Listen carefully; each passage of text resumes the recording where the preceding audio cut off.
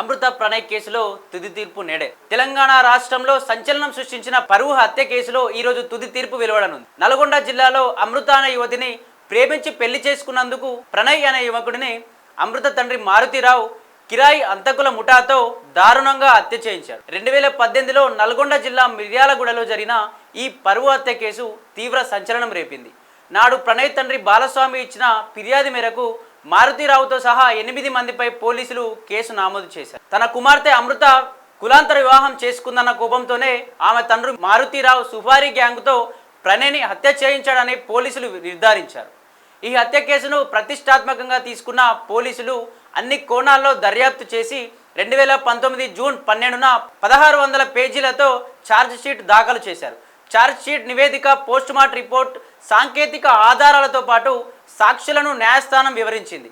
తుది తీర్పును మార్చి 10కి న్యాయస్థానం రిజర్వ్ చేసింది. సుమారు 5.5 ఏళ్ల పాటు ఈ కేసు విచారణ కొనసాగింది. ఈ మధ్యలో తీవ్ర మనస్తాపంతో ప్రధాన నిందితుడైనటువంటి మారుతిరావు 2020 మార్చి 7న హైదరాబాద్ ఆర్య వైశ్య భవన్లో ఆత్మహత్య చేసుకున్నాడు.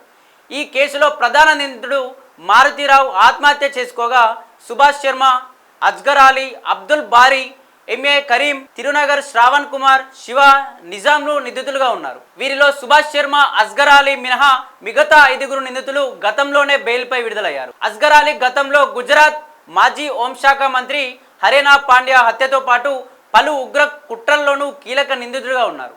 కాగా ఈ కేసులో న్యాయస్థానం వెలువడించే తుది తీర్పుపై సర్వత్రా ఆసక్తి నెలకొంది.